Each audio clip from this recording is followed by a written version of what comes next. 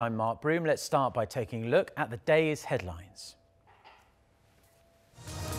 South Korea chokes under a thick blanket of ultrafine dust. The pollution is so bad it triggers emergency measures in Seoul and its surrounding areas. Another summit soon. Seems that way. America's top diplomat confirms the Trump administration is working out the details of a North Korea-US summit Part 2. Plus, US President Donald Trump comes out swinging, pushing back against reports about his alleged interactions with Russian President Vladimir Putin. So let's start with the high levels of ultrafine dust that are unfortunately blanketing the Korean peninsula today. The dust is among the worst we've seen this winter. For more on this and the rest of today's weather, let's connect to our Ji-hyun at the Weather Centre much more earlier than we normally do. Ji-hyun, I don't know about you, but I could taste it in my mouth this morning. It was that bad. Things really are pretty serious. Yes, Mark, and children are especially vulnerable to fine and ultrafine dust particles. And everyone in Korea are actually suffering from burning or itchy eyes and dry throats. The nose, as the air filter for the lungs, is the first part of the body to suffer from exposure to pollution. So a good quality face mask is a must to protect our lungs today. Western parts of the country will likely to see very bad levels of ultrafine dust all day, while the rest will also see bad to very bad levels. Even at home, we should avoid frying or stir-frying, as cooking can be the major source of indoor air pollutants. Ultrafine dust advisories are in place for many parts of the country. Stagnant airflow and more toxic smog from China will only lead to dustier conditions today, but many experts suggest we should open the window for at least 10 minutes even on smoggy days. And as we can see, no heavy jackets or winter gear is necessary. Temperatures will remain on the mild side under mostly sunny skies, but expect the toxic smog to block out the sun today. Temperatures will see a big drop on Wednesday, but we would have another round of mild weather by the end of the week and into the weekend. And that's all for me at this hour. Well, thank you, Ji-hyun, for that. Now, we're going to stay with the dreadful levels of air pollution we're being forced to endure here at the moment. As we just heard from Ji-hyun, very high concentrations of fine dust are continuing to cover most of the country, with levels even topping those we saw on Sunday, when it was also so grim outside. Many of us were forced to just stay home.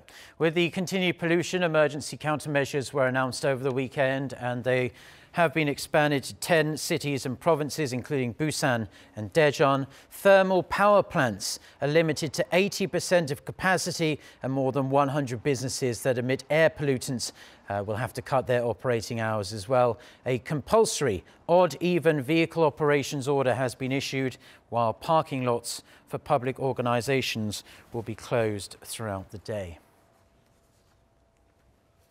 Now, in other news, with mounting speculation, a second Pyongyang-Washington summit is on the horizon. U.S. Secretary of State Mike Pompeo says the Trump administration is in the process of working out the details of a second meeting.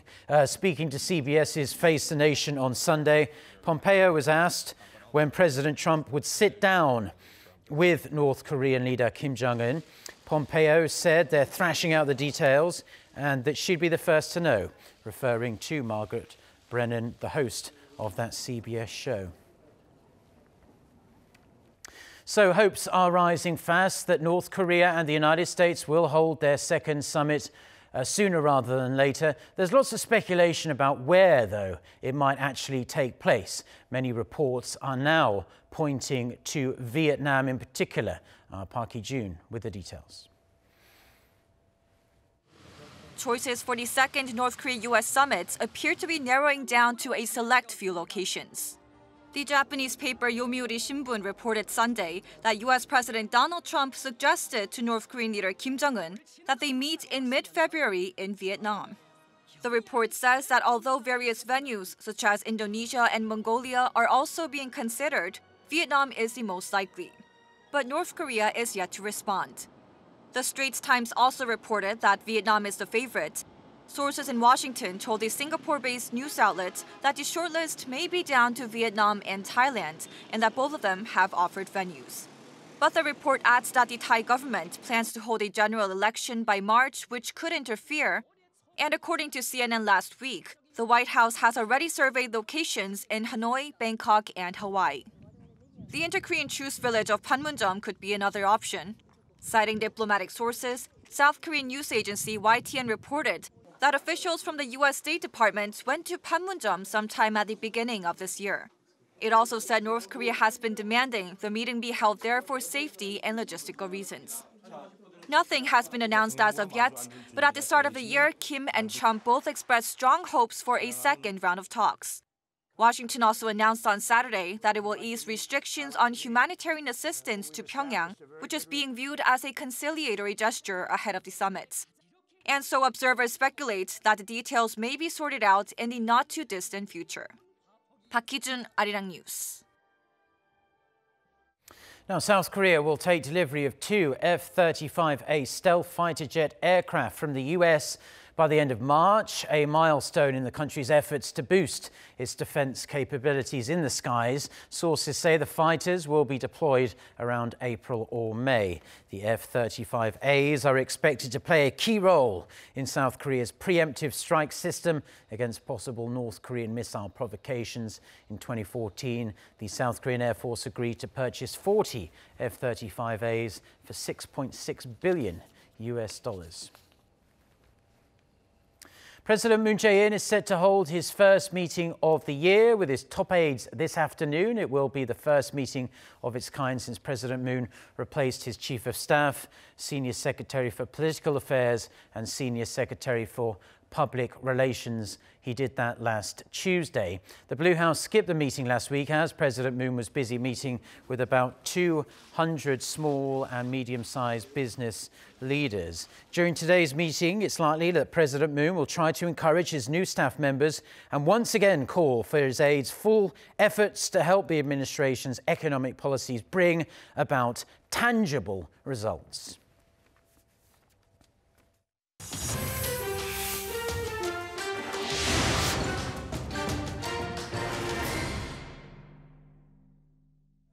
US President Donald Trump has lashed out at reports that suggested he tried to conceal details of his private meetings with his Russian counterpart Vladimir Putin. For more on this and other news from around the world, let's turn to our No Aram. So Aram, tell us more. Well, Mark, the report by the Washington Post over the weekend claimed President Trump went to what it called extraordinary lengths to conceal the specifics of his conversations with Putin. This apparently included taking away notes from the interpreter present at meetings in 2017.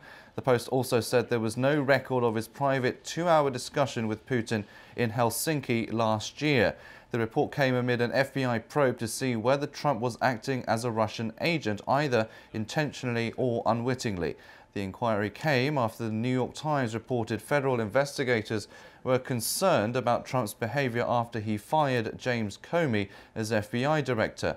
In a phone call with Fox News on Saturday, Trump blasted the recent reports. He said he was, quote, not keeping anything under wraps and that he couldn't care less. He added he had what he called a great conversation with Putin in Helsinki about very positive things, such as the economy. He also claimed anybody could have listened to the meeting. However, he didn't flatly deny the specific allegations in the reports. Democrats again raised serious questions about Trump's relationship with Moscow, with some saying Putin's policies were being, quote, parroted by Trump. Republicans defended the president, saying the Trump administration has been tough on Russia for its alleged election interference and aggression towards Ukraine. Police in Poland have arrested a Chinese employee of the Asian country's telecommunications giant Huawei and a former Polish security official on allegations of spying. With more, our Lee Seung-jae reports. It has emerged that Polish authorities have detained a Chinese Huawei Technologies employee responsible for sales to public sector clients in Poland and a former Polish security official on espionage charges. On January the 8th, Internal Security Agency detained 2 people on allegation of spying against Poland, Piotr D., the citizen of Poland, and Wei Jing-W., the citizen of China, were detained, charged and remanded in custody for 3 months by court orders. A LinkedIn profile for the Chinese suspect shows he worked for Huawei's Polish division since 2011, while the former Polish security official was working for a Polish telecoms firm before his arrest. Despite the arrests, Polish security services say they haven't discovered any direct ties to Huawei. The citizen of China, Wei Jing-W, was arrested on allegation of spying. He has been legally living and working in Poland for a Chinese telecommunication company. However, this investigation has to do with his individual actions. Crimes allegedly committed by him, it doesn't have anything to do with the company he works for. Huawei, the world's biggest producer of telecommunications equipment, has faced intense scrutiny over its relationship with the Chinese government and US-led allegations that its products could be used by Beijing for the purpose of spying. Huawei has repeatedly denied the claims, but the allegations have led several Western countries to restrict the Chinese tech giant from accessing their markets. Lee Seung-jae, Arirang News. At least 4 people have now been killed in a suspected gas explosion that ripped apart a bakery in central Paris. Saturday's blast also injured dozens more people and left several nearby apartment buildings severely damaged. The death toll rose after rescue workers found a woman's body in the rubble. The explosion is believed to have been sparked by a gas leak, but authorities say other explanations have not been ruled out. The new head of Venezuela's opposition-controlled parliament was briefly detained Sunday, just days after he said he was willing to replace President Nicolas Maduro. Juan Guaido was on his way to a rally when intelligence agents intercepted his car north of the capital, Caracas. He was released about an hour after his arrest and made his way to the rally as scheduled. Venezuela's information minister, meanwhile, claimed the detention was an irregular procedure by rogue agents who wanted to help the opposition's cause. He added the agents would be disciplined. Maduro was sworn in for a second term late last week. Critics in the US, the EU and many Latin American countries have refused to recognize Maduro's leadership, calling him an illegitimate dictator.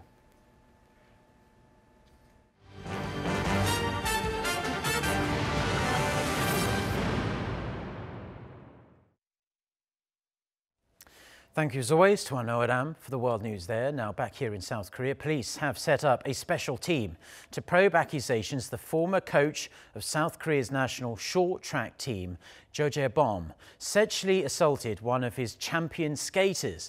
The Gyeonggi Southern Provincial Police Agency has formed a team of 17 detectives, digital forensic experts and legal support staff. They're currently trying to restore data on devices belonging to the former coach and the Olympic gold medalist Shim Sok-hee. Joe is accused of sexually assaulting Shim multiple times since 2014. The Korea Skating Union is going to be holding a meeting today to discuss the allegations facing the former coach. The KSU will also discuss additional disciplinary measures on Joe, who has already been permanently expelled from the union. Tesla has broken ground for its first factory outside the United States. It's going to be based in Shanghai. The US automotive and energy company's successful push into China comes despite those simmering trade tensions between the world's 2 economic superpowers. Our Kim Hyo-sun has this report. Tesla's $7 billion factory in Shanghai is the American auto firm's first plant outside of the U.S. and will be the company's most advanced gigafactory in the world. We're actually very excited and optimistic that we can set a new Tesla record for construction and make a beautiful, sustainable factory that is our most advanced Tesla gigafactory in the world, and do so in the fastest period of time than we have ever built a gigafactory because of the great resources and capabilities in Shanghai. The factory will be partially put into operation in the second half of this year with an annual production capacity for 250,000 electric cars. Once fully operational, it's expected to manufacture 500,000 vehicles every year with integrated functions of R&D, manufacturing, and sales. The Gigafactory will produce cars not only for the Chinese market, but also for the broader Asian market. Tesla becomes the first company to benefit from China's new policy of enabling foreign automakers to set up wholly owned subsidiaries within the country. We hope you can get a firm foothold and expand the market. We hope your company can become an in-depth participant of China's opening and a promoter of the stability of China-US relations. Despite the trade friction between Washington and Beijing, the tensions did not negatively affect the expansion of corporate investment by an American company in China. Kim Yo-sun, Arirang News.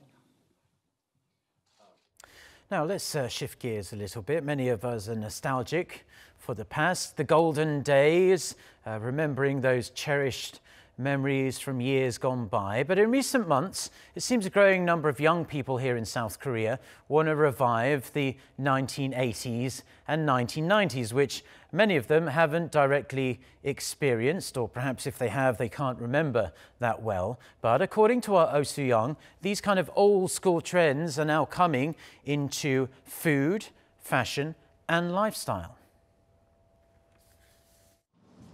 Tucked away in a small cafe in Seoul, young Koreans are revisiting the past in search of simplicity and authenticity. Away from the skyscrapers and the hustle and bustle of the city, this cafe is dimly lit with ornate lamps amid polished wooden frames, antique ornaments and vintage-style furniture. The cafe illustrates the so-called neutro trend, which has been gaining followers mostly in their teens and 20s, seeking out items and experiences reminiscent of the 1980s and 90s. Small rundown alleyways like these are no longer considered shabby. They're now the best places to scour for hidden gems from the past, such as vintage cafes, unique eateries and arcade game machines. The neutro trend has also trickled to the mainstream market. Designs from the 80s and 90s, with stark hues and simple fonts, have been revived on furniture, accessories and even food packaging, including the nation's all-time favourite snacks. Fashion brands have also infused the neutro theme in their collections, with runway highlights from 20 years ago. Some of the most popular items are street-style outerwear, including short puffer coats given a modern twist with fluffy fabrics. Duffel coats are also popular, as are flamboyant patterns and plaid. Fashion and culture from the 80s to 90s have appealed to millennials as a new, refreshing look. So many brands are recreating iconic items that were popular in those decades. For instance, Samsung C&T's Junji just collaborated with British sports brand Umbro to reflect this trend through both street or casual pieces. Experts say this throwback to the past isn't just superficial. I think the younger generation are experiencing a keen job crisis these days, right? They feel that they have to give up some of the things like marriages and having children and having a house, something like that. So I think they need some rest and comfort to avoid the fatigue of the hyper-connected world where everything is connected through SNS. Various industry experts say the neutro trend is likely to become one of the biggest lifestyle keywords of the year, as more and more people are searching for ways to detox from digitalization. Oh Soo-young, Arirang News. Now, a unique art technique was added to South Korea's list of intangible cultural assets, and this happened just last week. For the sole craft master of the technique, it means more than 10 years of extremely tireless hard work has finally paid dividends. Won Jung-hwan reports. The Cultural Heritage Administration has designated the art technique nakhwajang as Intangible Cultural Heritage number 136. The technique involves creating drawings or patterns using searing hot iron on materials such as paper, wood, and leather. This form of art originated in Jeollabuk-do province at around the start of the 19th century, and it has finally gained public recognition through the sole craft master in the country, Kim Young-jo. Kim, who has been practicing the skill since 1972, said he is proud that nakwa, the name of the skill itself, has finally become a national cultural asset. When asked about why it is so special, Kim explained how his traditional iron art technique differs from the conventional modern technique which uses an electric iron. Our traditional technique is pure. Basically, we make art by using iron that's been heated in charcoal. Yes, it can be said that it's somewhat inconvenient, since the heated iron can be used only for 30 seconds max, but there is a difference in the details of depth when using the traditional technique. Nakwajang requires skilled craftsmanship to use the iron tools to create light and dark shades. And the veteran craftmaster says that, as well as a lot of effort, it took a lot of pain to reach this level, with Kim truly suffering for his art. When I first started, I burned my hand a lot. Even these days, when I'm so focused on crafting, I sometimes touch the hot iron without even knowing it. By officially recognizing cultural heritage and the masters who keep these traditions alive, Korea can preserve its deep, rich culture and share it with the world. 원정환, 아리랑 뉴스. Schools in large American cities like LA and New York City have been offering Korean as a second foreign language for some time now. But amid the Korean wave, schools in smaller cities in the United States have also started offering Korean language classes to some very eager students over there. Park Se-young with more. At Newman Smith High School in Texas, Korean songs can be heard from a classroom. The students, while dancing to a children's song, burst into laughter. Their Korean is not very good yet, but they can listen to the teacher and write down what they hear. I'm taking Korean class because I find the culture very interesting, and it's so different from the Western world, and it's unique in its own way, and I like it. Since this fall, the school has been offering Korean as a second foreign language. Carrollton is a small city with a population of about 130,000, and 50 students chose to take Korean in its first term at the school. The students also naturally get to learn Korean culture. They try on hanbok, traditional Korean attire, and customize their own traditional masks. The request for Korean language classes was driven by the students' love of K-pop. From the start, the students really wanted to learn the Korean language and were very interested in Korean culture. In addition to K-pop, they were also interested in food, holidays, and the culture of Korean people. So the participation rate is really high, and they're motivated to learn. The city of Carrollton hopes to honor its Korean community and expand its Korean language program in the near future. Park Se-young, Arirang News. Now, the ongoing annual Hassansanno Ice Festival has been attracting more than 1 million visitors annually for the past 13 years now. The festival organization committee said on Sunday that visitor numbers this year topped the 1 million mark in under 10 days, and that's surpassing the milestone in record time.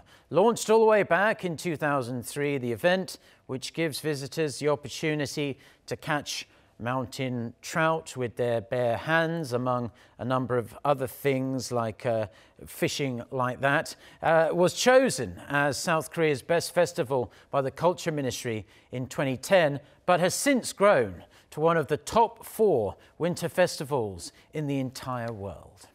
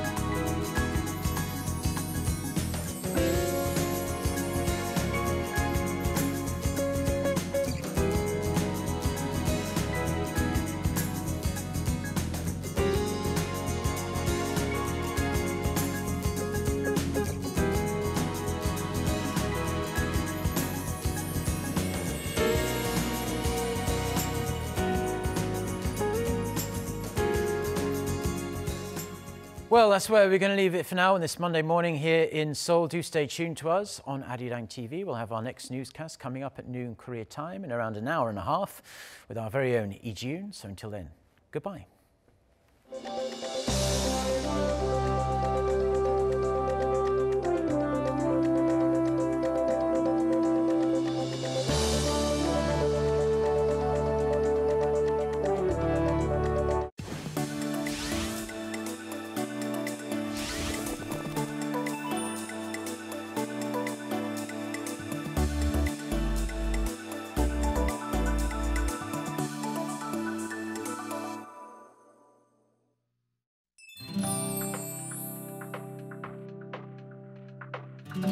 취업해서 해외여행도 가고 싶고 부모님한테 선물도 드리고 싶어요. I really hope